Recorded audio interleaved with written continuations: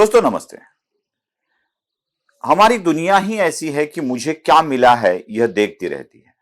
अगर सरकार मुझे कुछ देती है तो सरकार अच्छी है, नहीं तो सरकार बुरी है। लेकिन एक दिन वो आ जाता है और कहता है कि सब्सिडी छोड़नी होगी, गैस अपने पूरे पैसे से लेना होगा। एक नहीं, दो नहीं, हजार नहीं, लाख नहीं, करोड़ों करोड़ों लोग अपने गैस की सिलेंडर की सब्सिडी छोड़ देते हैं। एक दिन वो आ जाता है और कहता है इस देश के काले धन को समाप्त करना है, इसलिए 500 के नोट खत्म करने जा रहा हूं, 1000 के नोट बंद करने जा रहा हूं।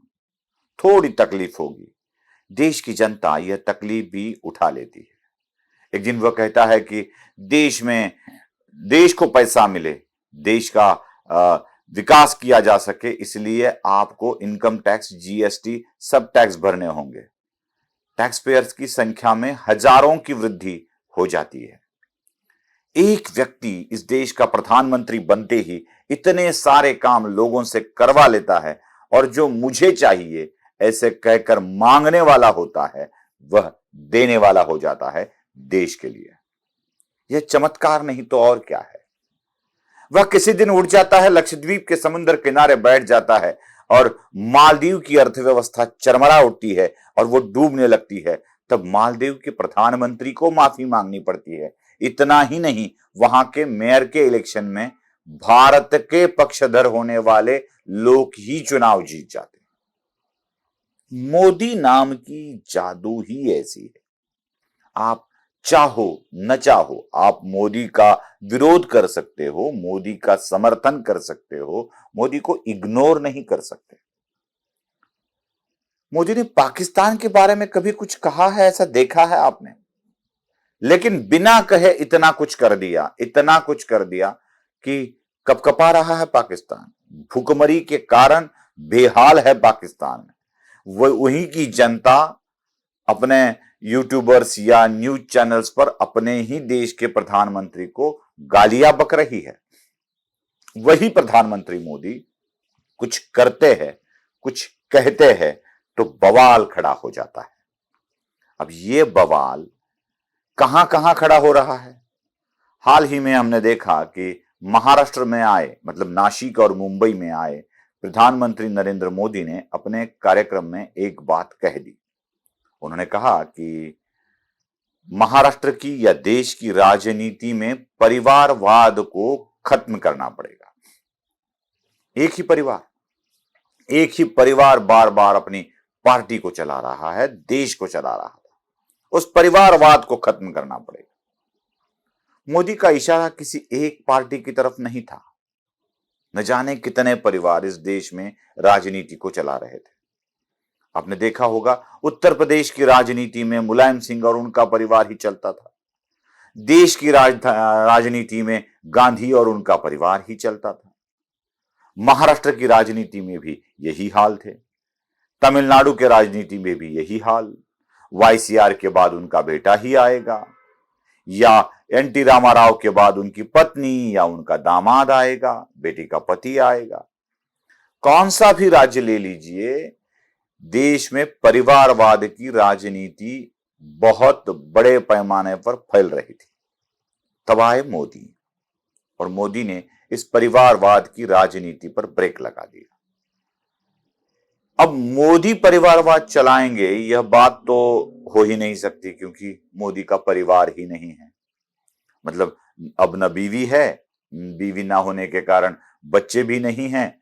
हाँ, मोदी का परिवार जरूर है और वो परिवार संघ परिवार हो सकता है। वह परिवार, पूरा देश उनके परिवार की तरफ हो गया है, इसलिए उसको भी परिवार कहा जा सकता है।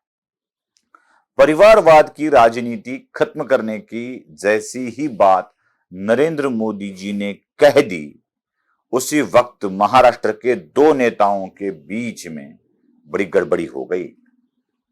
पहले तो आदरणीय शरद चंद्र जी पवार, जो एनसीपी को चला रहे हैं, उन्होंने कहा डॉक्टर का बेटा डॉक्टर बन सकता है, वकील का बेटा वकील बन सकता है, तो राजनेता का बेटा राजनेता क्यों नहीं बन सकता? क्या फर्क पड़ता है राजनेता का बेटा राजनेता बनने में? अब ये बात मैं कह दूं ना, तो एक बात लोग कहने लगते हैं कि चुनावी राजनीति में अगर लोग उसे स्वीकार कर लेते हैं तो तुम्हें क्या फर्क पड़ रहा है? लोग स्वीकार कर रहे हैं तो आपको क्या फर्क पड़ता है? मतलब किसी मंत्री का बेटा सांसद बनने जा रहा है तो लोगों ने उसे 4 लाख लोगों ने उसे वोट देकर स्वीकार कर लिया है अपने प्रतिनिधि के रूप में। एक बात अहम है दोस्तों, जब पैसा, सत्ता, संपत्ति, प्रभाव से बहुत ज्यादा होने वाले लोग राजनीति में आते हैं तो जिनके पास इन चीजों का अभाव है उनके ऊपर हावी हो जाते हैं प्रभाव वाले लोग, और यही बात होती है राजनीति। शरद पवार को अपनी बेटी की राजनीति को आगे बढ़ाना है, अपने भतीजे के राजनीति को आगे बढ़ाना है, अपने पोते के राजनीति को आगे बढ़ाना है, दूसरे पोते को राजनीति में लाना है, तो पवार को लगेगा ही डॉक्टर का बेटा डॉक्टर, वकील का बेटा वकील, तो राजनेता का बेटा राजनेता ही बनना चाहिए। हाँ, शरद पवार की ये दिली ख्वाहिश जरूर पूरी हो।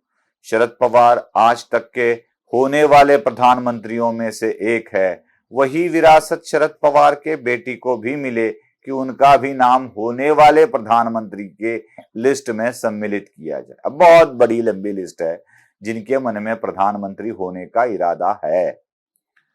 अगर भावी प्रधानमंत्री के रूप पर शरद पवार को देखा जाता है तो वही विरासत सुप्रिया को भी मिलनी चाहिए। उनको भी लोगों ने भावी ही कहना चाहिए, होने वाले ही कहना चाहिए, आने वाले ही कहना चाहिए। अब कब तक, यह बात तो काल के ऊपर छोड़ दीजिए, जब होगा तब तक। दोस्तों, शरद पवार को नरेंद्र मोदी की इन बातों का गुस्सा क्यों आता है? परिवारवाद की राजनीति को खत्म करना ही एक जरूरत बन गया है। नहीं तो इन्हीं परिवार के हाथों में राजनीति की कमान अब तक चली आ रही। मैं ये कहता हूं कि एक ही बॉस, एक ही मालिक, एक ही शासक अगर लंबे समय तक रहे, मतलब आजीवन रहे, तो एक संभावना बढ़ जाती है, मतलब उसी के परिवार में भी रहे तो उसी एक विचारधारा द्वारा चलाए गए राज्य में एक हुकुमशाह बनने की संभावना बढ़ जाती है। तो इसीलिए यह होना नहीं चाहिए। शरद पवार को इतना गुस्सा क्यों आ रहा है? शरद पवार की परिवारवाद की राजनीति को उखाड़ दिया है मोदी ने। अब मैं उद्धव ठाकरे के बारे में बात करूं कि न करूं, यही एक सवाल मेरे मन में है। क्या बात करूं उद्धव ठाकरे के बारे में? उद्धव ठाकरे ऐसी बातें आजकल कर रहे हैं कि उनके ऊपर कोई विश्लेषण करना भी खुद का ही अपमान करवा लेना है। ऐसी बचकाना बातें, ऐसी छोटी छोटी बातें उद्धव ठाकरे कर लेते हैं। एक बच्चा जैसे झगड़ता है ना, जैसे कम पढ़े वाली औरतें जैसे गली में झगड़ती है ना, उस तरह का झगड़ा लग रहा है मुझे ये।